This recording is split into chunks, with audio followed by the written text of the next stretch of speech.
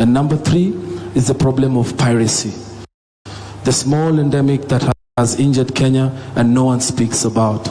I can be able to demonstrate that in one financial year, Kenya loses close to 92 billion shillings because of piracy, both to government and industry.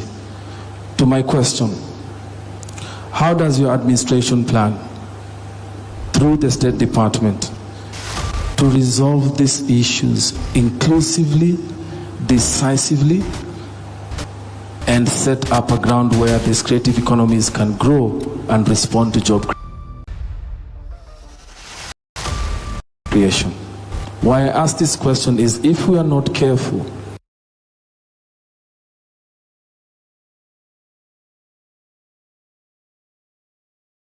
there will come a time very soon where all the commerce that happens in the creative industry will happen overseas. Production will happen locally, consumption will happen locally. Challenges, the problem of piracy and the problem of outdated policy frameworks. Thank you, sir. Thank you very much, my good friend. I don't have the people from the youth department here, but let me just mention to you that the reason why I made a policy decision that the sports fund, which initially had been spread to cover many things, including building hospitals and building all manner of things, I said that must now stop so that we concentrate the sports fund on matters to do with sports and the creatives. That is policy direction number 1. Number 2, you have said correctly about outdated laws. It is the thing I was struggling with, even with the BPOs. And it is the reason why on Wednesday, we will be signing off to change the law in the employment space around the BPOs. And I agree with you that outdated laws have created a big problem for us. Whether we are talking about what we can do around the film, around... I remember we had trouble trying to bring on board the Grammys. I remember we had very serious challenges, and I had personally to get involved, you know, for some of these to come on board, on what we can do around this. Yes, some of those things that we agreed that we want, especially on the 2 subjects of intellectual property and piracy. So on intellectual property and piracy, sir, Izzy has actually been involved in the crafting of the creative economy bill. It is still pending in Parliament, and he's played a good part with his association of coming with that. And that is a key part in that creative economy bill, with a few amendments. And he's in the working group. So in fact, the challenge to be back to him to ensure that he helps us to ensure that we get it back and good and going. However, he's raised 2 key issues, both, if you allow me to respond to him. The first one is on the commerce of the creative economy. The president went to the USA and interacted, including with Hollywood stars at Tyler Perry Studios, and one of the things that the president is now working on is for a space for the creative economy. We all appreciate that Nairobi on Sundays has become an open theater where people actually shoot everything. In fact, ahead of Izzy there is a gentleman from Grammy Awards, and there is also something there you are doing around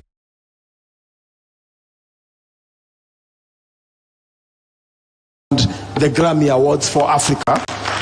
And you have actually instructed the State Department to pay so that then the Grammy Awards can be hosted in Kenya. There are a few things to unlock, and this gentleman has an appointment with you this week to unlock that part. So on that part of commerce, we are not only interested, but you are actively playing a part on it. Finally, the president has already given instructions, and I've written to you a letter from our Office of Creative Economic Coordination for us to begin bidding for the World Creative Economy Conference in 20.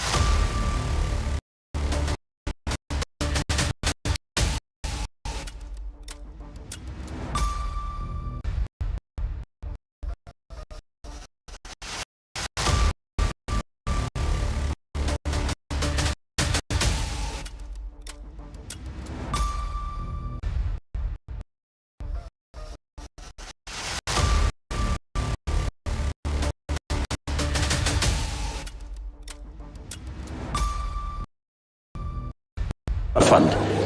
We now went to, can I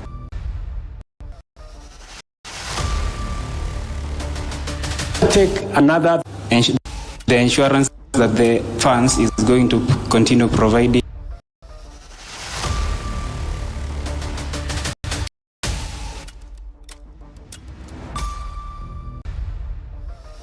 the loans to the borrowers. Thank you very much.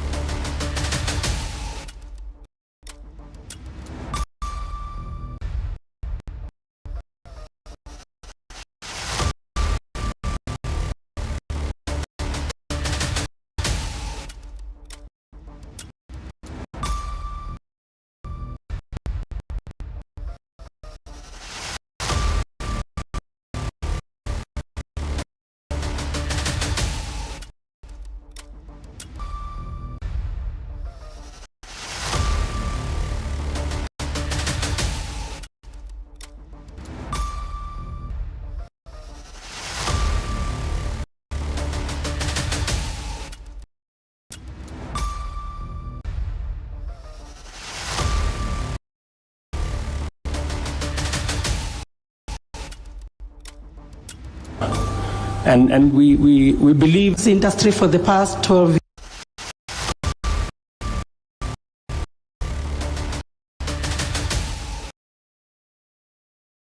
years.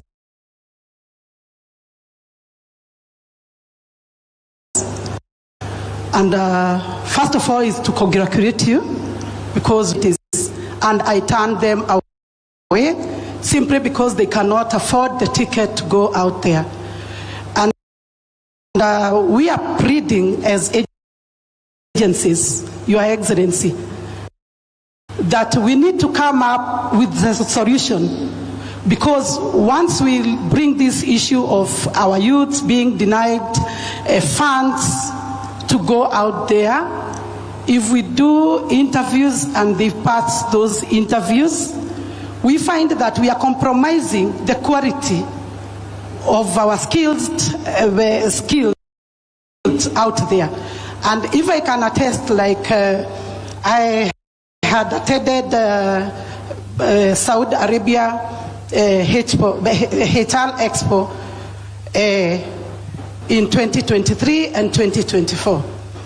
And this time, in the month of October, 27th to 28th, and we managed to secure a booth there, and we got those demands. And the biggest problem or the biggest challenges that we are having is that if the company out there, they are asking for these young people to pay for the freight, they cannot be able to pay for the freight or to manage to get the money to process their documentation, since simply because they have been out of school, they have loans like help loan, and it is good because you have come up with the solution. But the only thing we can say, or we can advise, or we can request you, Your Excellency, tembea kule nje, open those doors so that we can have more bilateral agreements. Tuache kutegemea na ordinary 3 markets. In our licenses, they are indicated very well that we can only deploy housemaids or house managers to Qatar, UAE, and Saudi Arabia. We have so many bilateral agreements that are in some of these desks that have not been signed. And the only solution that we can get here, it is by opening those bilateral agreements. Hata vijana wetu hawatahitaji kukopa hizo loans, because once we have more markets, our skills, we have more demands, and we will be able now to assist our youth. Thank you so much. Thank you, Madam Ryuki. We had said that we concentrate on Hustler Fund, but everybody is going to, I think jobs is a big thing. Okay, let's have a conversation about jobs. So, Madam Ryuki, you have said that you are among the recruitment agencies, is that right? So you're among the lucky ones, because we had 1,400 and something recruitment agencies. We have registered about 1,000 because they were crooks. We chased them away. You are among the few who remain because you are straight. And I must commend, they are honest Kenyans who want to do an honest job. And they want to support our young people. It is the reason why, Madam Ryuki, I have taken it upon myself to have a diaspora desk, a diaspora state department, whose job is to scout and make sure that we sign bilateral labor agreements so that we can open more markets for our young people. As you are aware, we have now worked on making sure that we go beyond, we also sign for professional jobs. Teachers, nurses, clinical officers, engineers, and all the other categories, so that in the past, it was just limited to what you are saying. And Ms. Muriuki, we've broadened our market significantly. Just this year, Your Excellency, we signed an agreement with Germany that opens up a skilled workers market for Kenyans to play in that space. And the size of that market is huge. The size of the market itself is over 250,000 people, and it depends on how many Kenyans who are able to play in that space. We also, in September, signed an MOU with Austria, which has similar numbers and are able to take up more opportunities. We are currently in discussions with other countries, including Ireland and elsewhere, to open up this market. So this movement to open up more opportunities is very much on course, Excellency. And it's part of your KPI? It is, yes, indeed. It is part of my KPI, and we have an entire Excellency agency that is specifically tasked, the Diaspora Placement Agency, tasked with ensuring that this happens. So we are very much on this. Okay, and let me also mention the following, that a market like Germany, which has an array of professional, skilled, semi-skilled opportunities. The size of that market is 250,000 people. We are possibly the only, or among the few African countries who have space to be able to take citizens to that market. I would ask our recruitment agencies to step into that space and support young people who are going into that space. And it is important for me at this point to ask, in the last 2 years, how many Kenyans have we facilitated to get jobs abroad? Alfred? Your Excellency, we have over 218,000 Kenyans have left the country to get jobs overseas. The target is to start pushing at least 700,000 to 1 million a year. And that is why we've started this move of taking the job opportunities to every county. Because before, people are not aware of the opportunities and people don't have money to come to Nairobi or to visit these agencies. So we are taking the agencies and the jobs all the way to the counties, and we will be publishing the available employment opportunities on our government website, on NAIR, or even in my Facebook. I'll be telling you, look here, these are the opportunities, this is what is needed, so that regardless of where you are in the country, you have a chance to come and compete for those opportunities. I know in this auditorium we have recruitment agencies. We have people who run recruitment agencies. Is that correct? Are they here? Can anybody who is running a recruitment agency, can they stand up? So all you good people are in that space. Let's clap a round of applause for them. Asanteni sana, you can take your seats. I want at least one or two of you to step forward and tell us, in the last 2 years, how many Kenyans you have assisted through your recruitment agency to find jobs abroad. We have one lady there. Thank you, Your Excellency. My name is Monica Mwema. I run a recruitment agency called Monisa Company Limited, and I have run it for the last 10 years. In the last 2 years, I have been able to deploy over 3,000 Kenyans, both skilled, semi-skilled, and even others for a little low-cadre jobs like housemaids. I've been able to take Kenyans engineers to UK. I've been able to take teachers. I've been able to take nurses, housemaids, lady drivers, and even people to work in farms. Thank you. Thank you very much. You said about 3,000. About 3,000? Yes. In the last 2 years? Yes. Okay.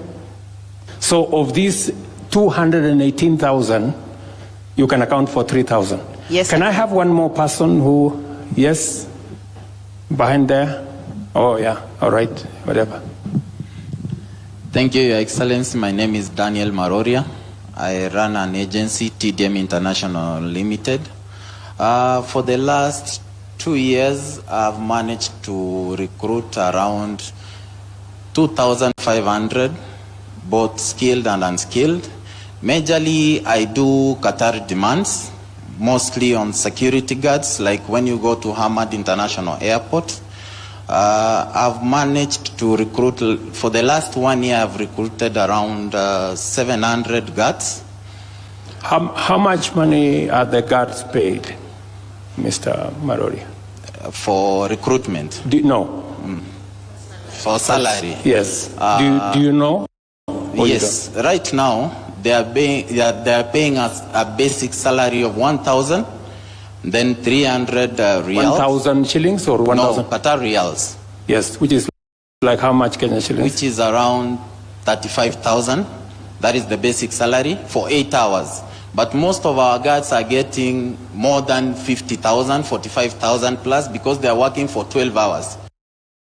They got training and they are now screeners and most of them also are working as fire wardens, whereby most of them, they are giving us good feedbacks, and they're also sending us more clients to assist.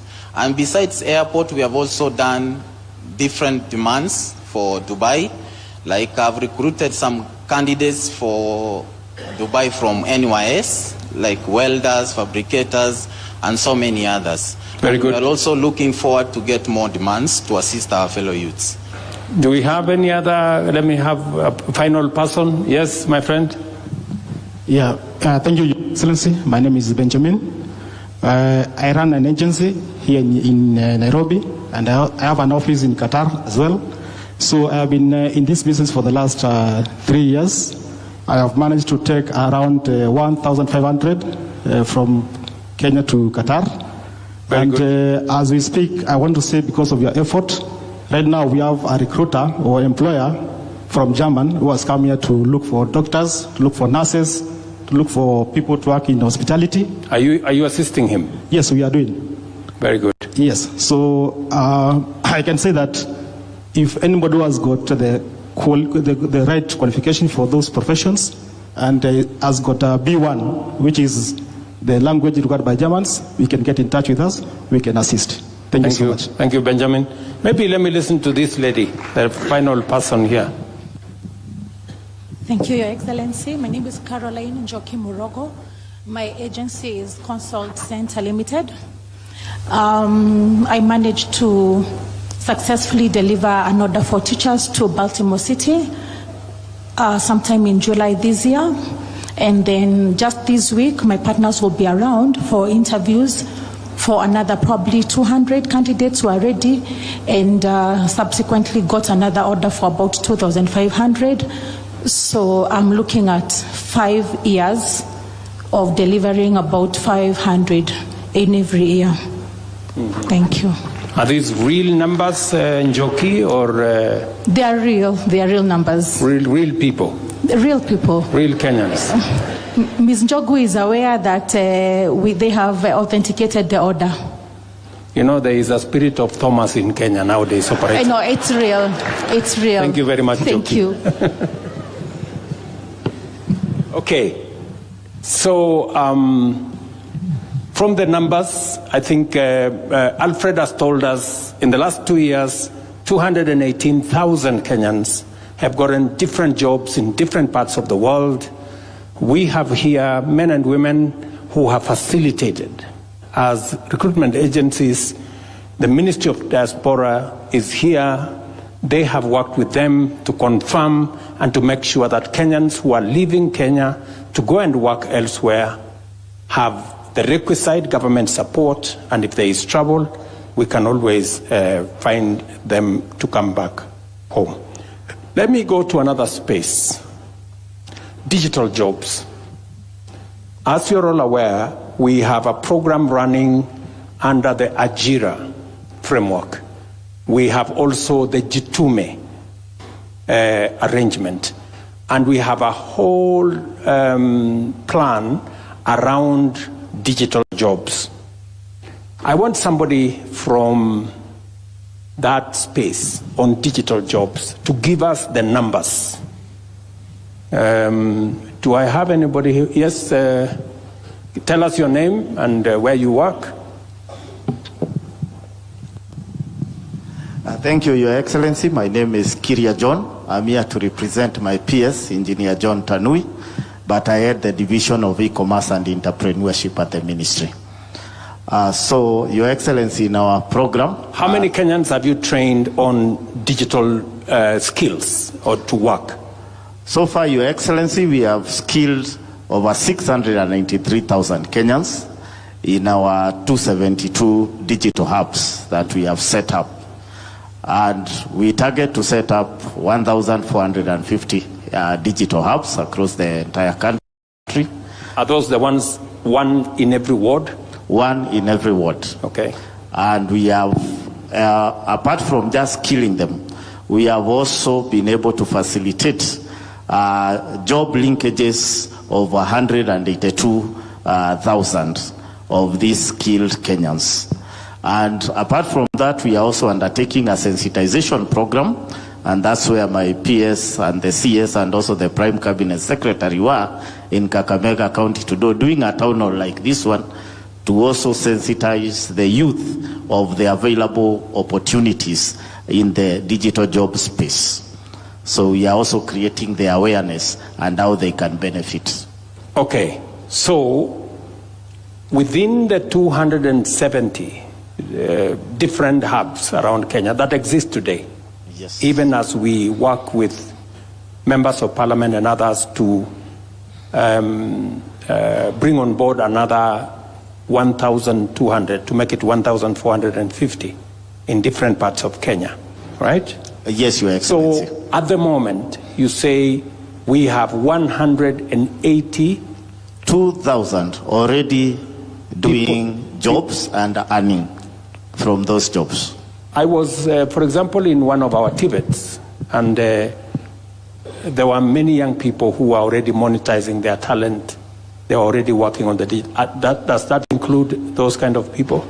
Exactly, Your Excellency. Because at these hubs, we are also not just training them and skilling them, but actually they are doing the actual work itself and earning from digital jobs online and getting paid. So they are going to these hubs, and apart from getting the skills, they are also earning from this online, from the online work they undertake in these hubs. How many computers have we distributed in these different ICT hubs across the country? Your Excellency, so far we have distributed 19,693 computers in all these hubs. And what is the plan going forward? So the plan going forward, Your Excellency, is to set up the 1,450, to equip them and be able to skill at least 1 million youths and above. So the target is to move from the 180,000 currently who are engaged at different levels. Yes, Your and Excellency. earning and monetizing their talent and their skills using the digital space. Yes, Your Excellency. And also to add on that, you want to scale that from 180,000 to a million? To a million, with all the hubs once we have already completed. With the ICT hubs? Yes, and also it's good to note, Your Excellency, that through also your leadership, we have been able to engage the OTTs, and now they are monetizing the content that these youth are also generating. So they are earning. Many of these people don't know what OTT is. Can you just simplify it a bit? Yes, Your Excellency, these are the TikTok, the YouTube, Facebook. So we have been able to negotiate better rates for Kenya as a country. And actually, if you look, relatively to also the other countries, the Kenyan content providers are getting paid better by these OTTs through your leadership. I remember you people forced me to talk to people in T-shirts, and I had to, and to get them to allow us to monetize the space and to allow our content creators to be paid. Your Excellency. Because Your Excellency. I think Kenya is the fourth country in Africa to be allowed to monetize content. Exactly. The other countries don't. Exactly. Okay. Thank you. Maybe I will ask Madam Moria, the PS for Tibet. You are aware of what is going on in our Tibet. Can you say something about that space with digital jobs? Yes, thank you, Your Excellency.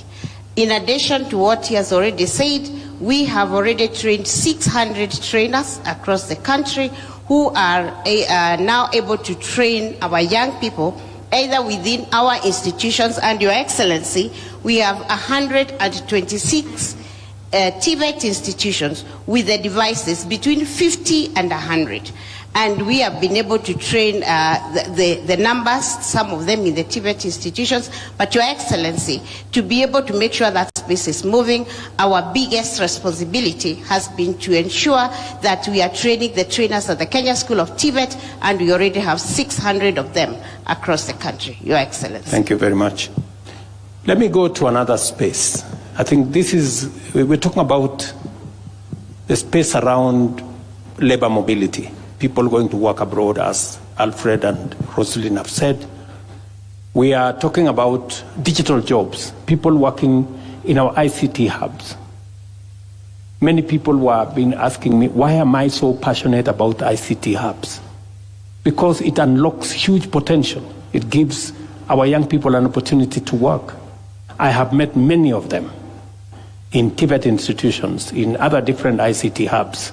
And at the moment, we have a program where we are working with Kenya Power to deliver internet to as many places in Kenya as possible, so that progressively we can unlock that unlock that potential, and that is going to turn around. Because again, I said, for us to be able to create jobs, we have to be intentional.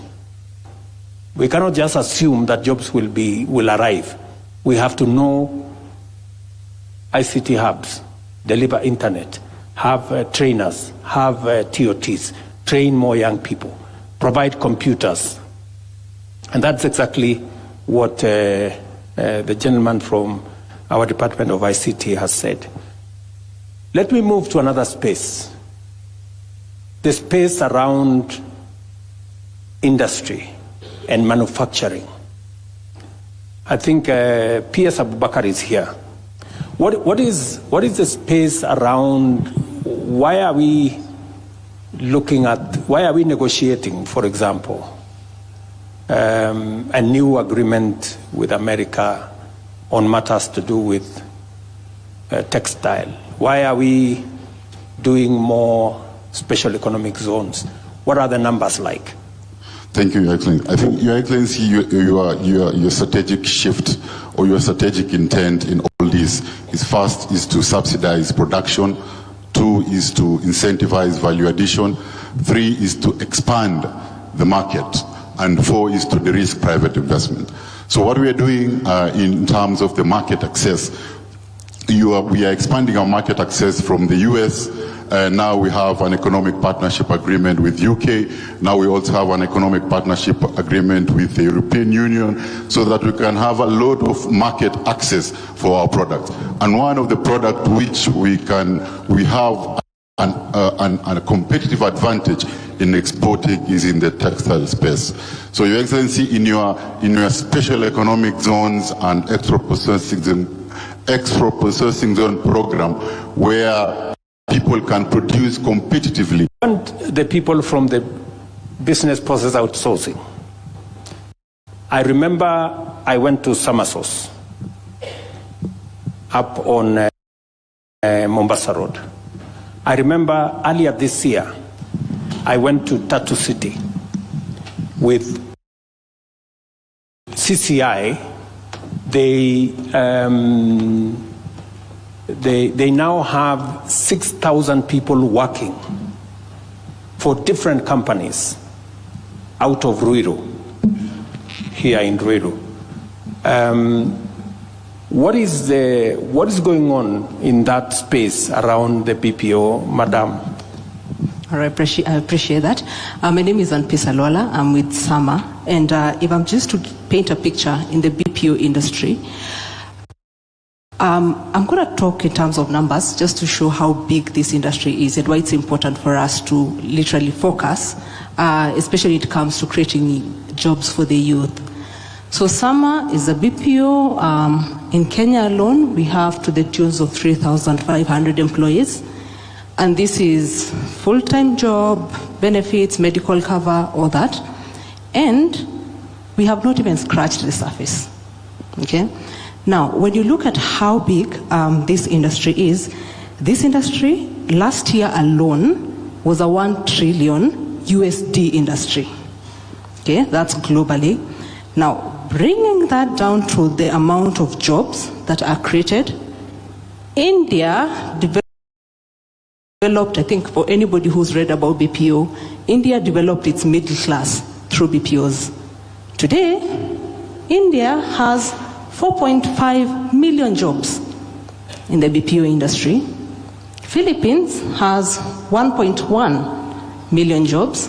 Your Excellency just talked about the 1 million graduates that we are churning out every year. And from an industry expert, I'll tell you, Kenya delivers quality job than India and Philippines. Now, a lot of things are working well for Kenya. Easy, I literally quoted your word, like old laws trying to tackle new challenges, and we appreciate the progress that you're doing in the BPO industry, because today, when you look at Kenya, the BPO industry right now is heavy on English. I mean, North America accounts for 41%. I challenge anyone here that Kenyans have better English than the other regions I spoke about. Yeah?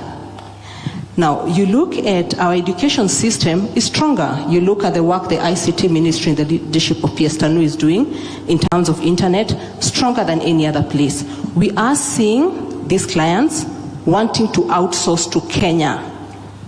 And Kenya is not cheap compared to the other. I just want to demystify that. There's been a question on Kenya is cheaper. We are actually more expensive than those other regions, but the clients are preferring Kenya because they are getting quality work from Kenya. Okay. Now, today when you look at this sector, some alone we are at 51% women, 49% men, and our focus is on AI. You look at AI alone, AI is looking at 826 billion in the next 6 years. Now, I don't know about the rest of you, but I'm a strong believer of Africa deserves a seat at this table. Yeah? Kenya deserves a seat at this table because anybody who knows AI knows about AI bias.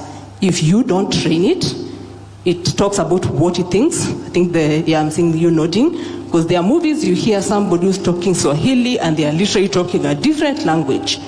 That is not Swahili. That is not what you want AI to do. Yeah. So, Your Excellency, I think just in around, but then also attracting more investments in this country. Thank you. Thank you very much. Again, our focus is in that space. The reason why we are spending 10 billion shillings to expand our internet connection is because people like Sama require very strong internet, because most of the time their workers work for clients outside Kenya. Number two is to make sure that the legislation does not impede companies that want to invest in Kenya in the BPO business. It is the reason why this year, as I told you, in Ruiru, at Tatu City, we managed to get CCI to invest, and now they are hiring 6,000 Kenyans. They have given us a horizon of 50,000 if we do certain things in that space.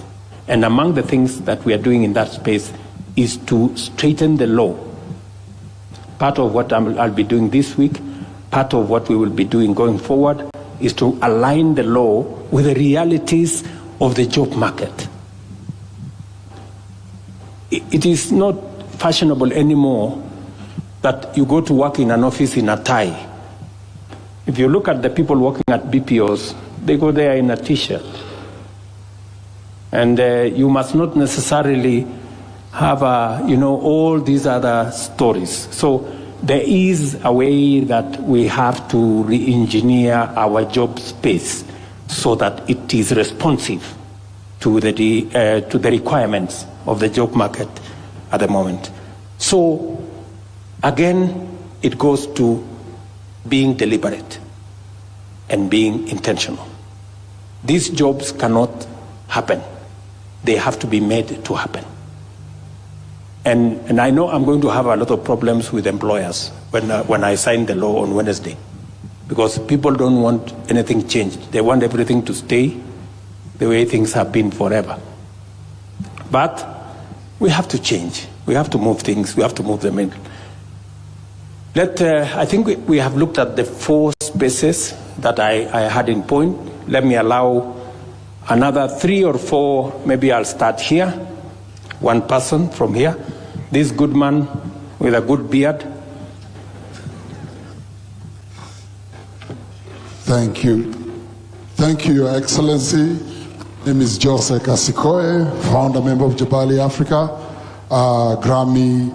Grammy-nominated singer-songwriter, producer, and also I'm a voting member.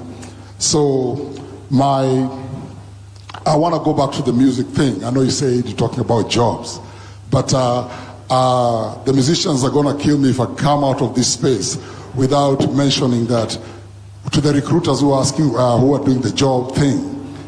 Music is a job too. Creative industry has a lot of jobs. So, and those can be exported to internationally. I'm an artist that has been eating from touring the world, and with our cultural attaches in our embassies, you can touch base with these festivals.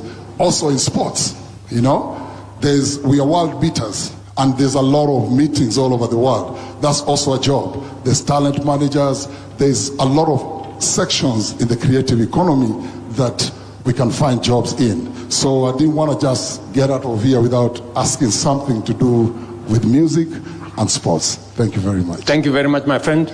Can I pick up one person? Yes, madam. I think you had your hand raised for a while. Thank you, Your Excellency. My name is Virginia Joki, Director for Satma Technologies Company Limited, and I'm also the Secretary General for Kenya Association for Private Employment Agencies, whereby we have 357 members, directors who does recruitment. Allow me to go to FADs. Mine is a request to the government. Mine is a request to the government. There's a discussion we've been having with our CS diaspora, our PS, Madam Rosaline. And allow me to speak on behalf of her and the directors who are here. There was a FAD. We have been following up and requesting if the directors can be supported through the ministry. We normally travel a lot for expos. And you'll find so many directors losing an opportunity to go showcase the CVs they have, the data they can present to their partners the other side. But because of we are not able to pay the pavilions the other side, we are not able to pay for some few facilitation here and there. We would like maybe the government can consider and put aside a fund for us so that we can be showcasing all over the world. And second, for the BLAs that are going to be signed, for skilled work, I would request if the ministry, through your support, if we can be able to have expos, for example, the Serbia, it's supposed to be signed. There's a way we can even have those expos before even the BLAs so that we can market ourselves through the diaspora. Thank you. Okay. Rosalind, I think that's a good suggestion. So long as you pay your own tickets, right? Yeah, and your own accommodation. So just the pavilion. Okay. So I think let's see how we can support these good people. I think setting up a pavilion for them, they will travel at their own cost. They will go and market the country at their own cost. I think it's a good thing. All right.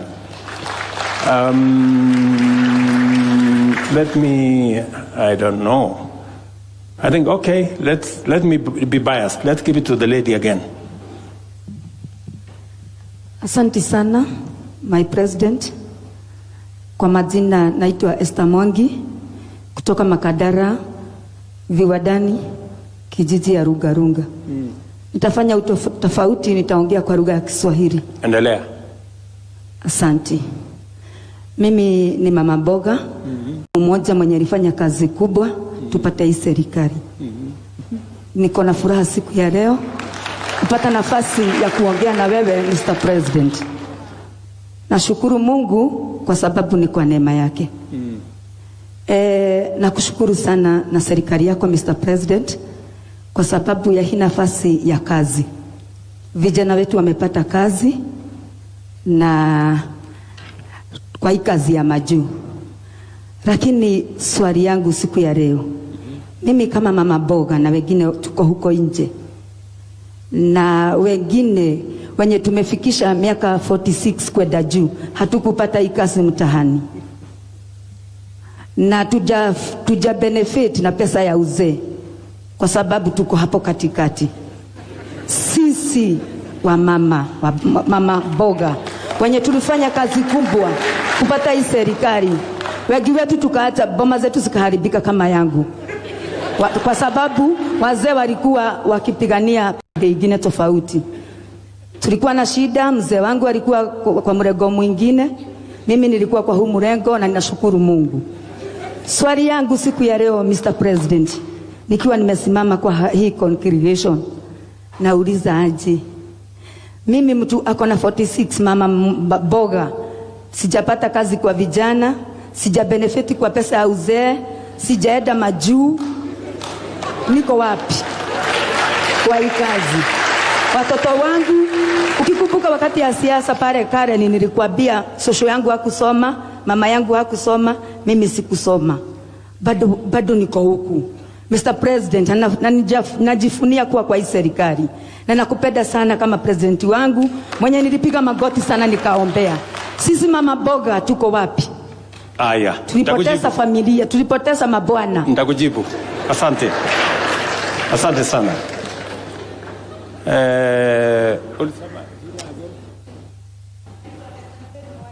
Esther. Asante sana Esther. Asante sana Esther. Asante sana Esther. Nitakwambia wewe kama mama mboga mambo matano. Ndio? Kwa sababu wewe uko na mtoto. Ndio? Si uko na watoto? Umebarikiwa na Mungu, uko na watoto. So kama wewe hujapata kazi, ujipange ndio mtoto wako tupangane na yeye apate kazi. Si namna hiyo? Mtu wako hapo utapangana na yeye ako hapo. That is number 1. Number 2, unajua tulikubaliana ya kwamba mama mboga pia atafanya kazi mahali kuna heshima. Tutahakikisha tutajenga soko, tuhakikisha kwamba kina mama mboga wanafanya kazi. As I talk to you, nikiongea na wewe, tunajenga saa hizi soko 200 Kenya ya kina mama mboga, and most of them are actually in the process of completion. In fact, nitauliza governor wa Nairobi, kwa sababu si unatoka Nairobi? Nitauliza governor na Nairobi aniambie mahali tuko kwa hiyo mpango yetu ya soko. Ngoja kidogo Senator, Governor Sakaja, just so number 1. So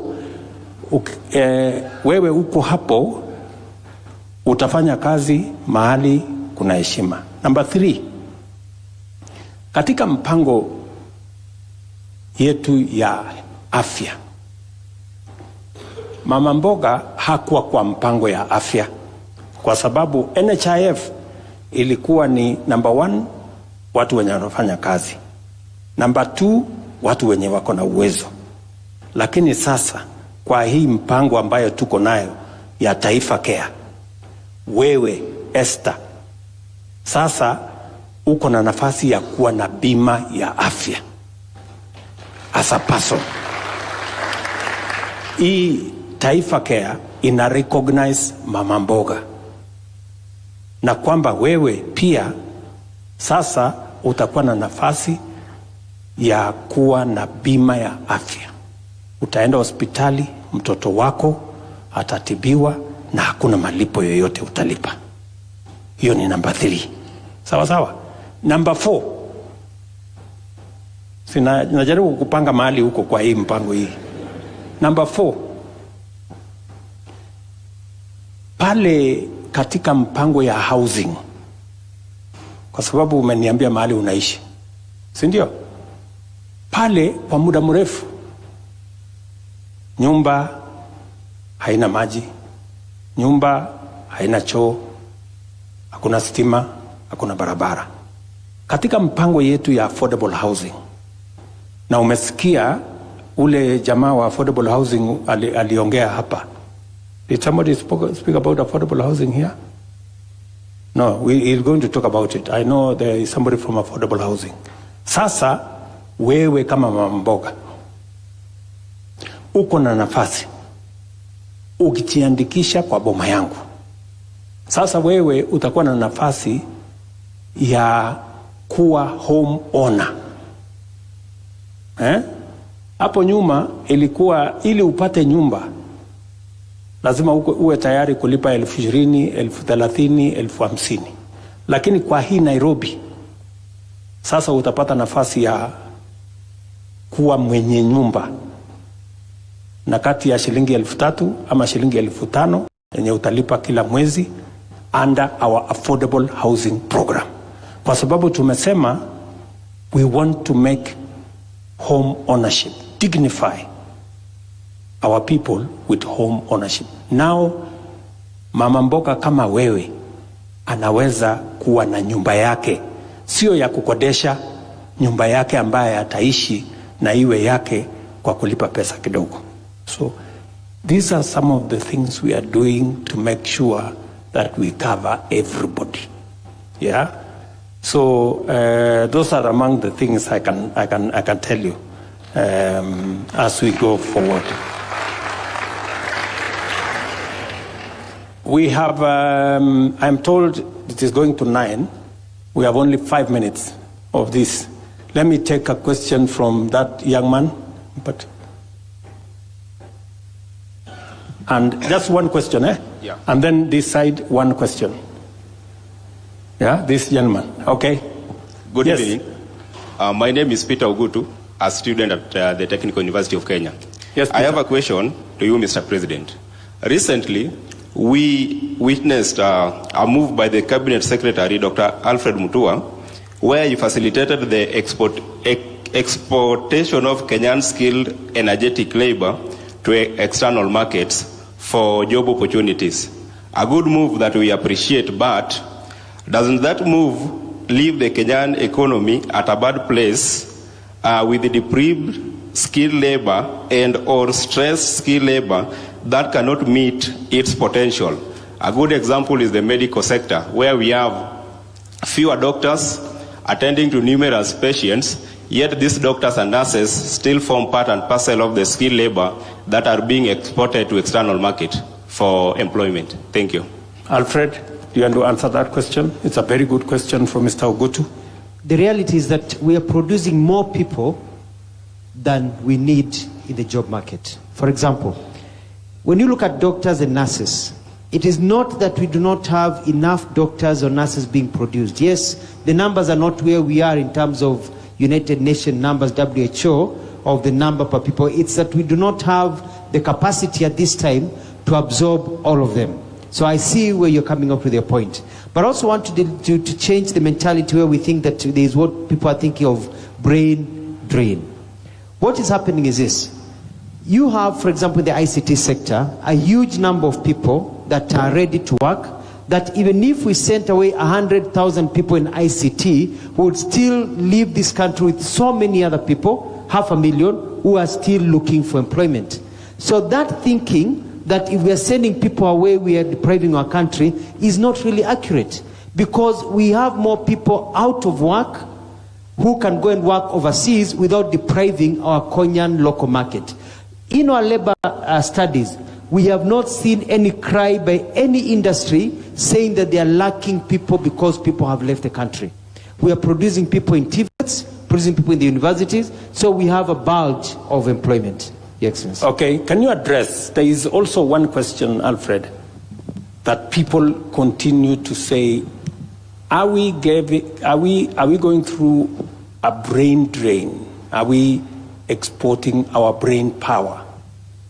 Or does it eventually amount to a brain gain? Can you explain that? What usually happens is this. If you look at the countries that have really developed very fast, you look at, for example, the example of Singapore, China, Malaysia, Indonesia. What they did, these tiger economies, was to ensure that their people who went and worked overseas came back home. We are calling this labor mobility because when you're going to work, it doesn't mean that you're going forever. You're going to work for 2-3 years and come back. What we have realized is that when you go overseas, you're able to gain skills. When His Excellency was in Germany, we were talking about Kenyans going to work to produce the German vehicles.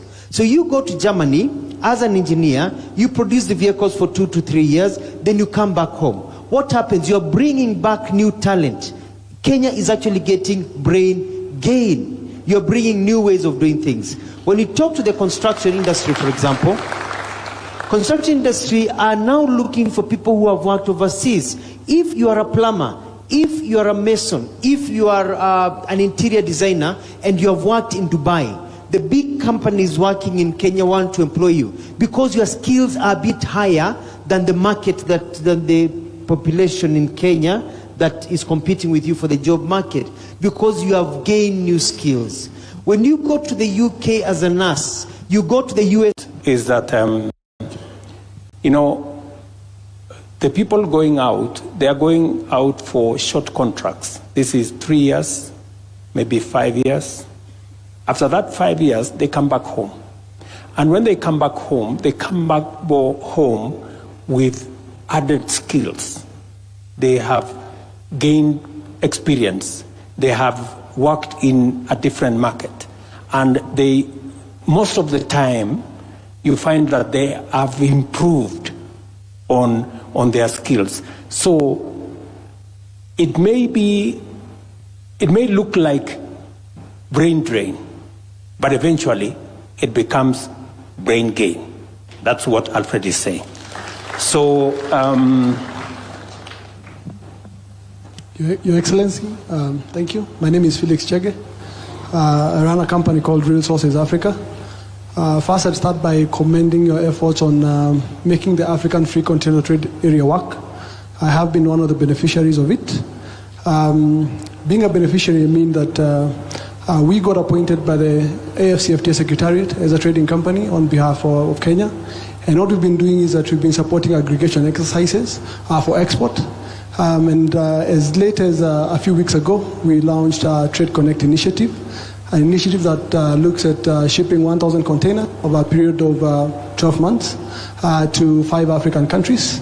And we've seen a lot of support from financial institutions in structuring of trade finance elements or instruments that are meant to promote inter-Africa trade in terms of aggregation.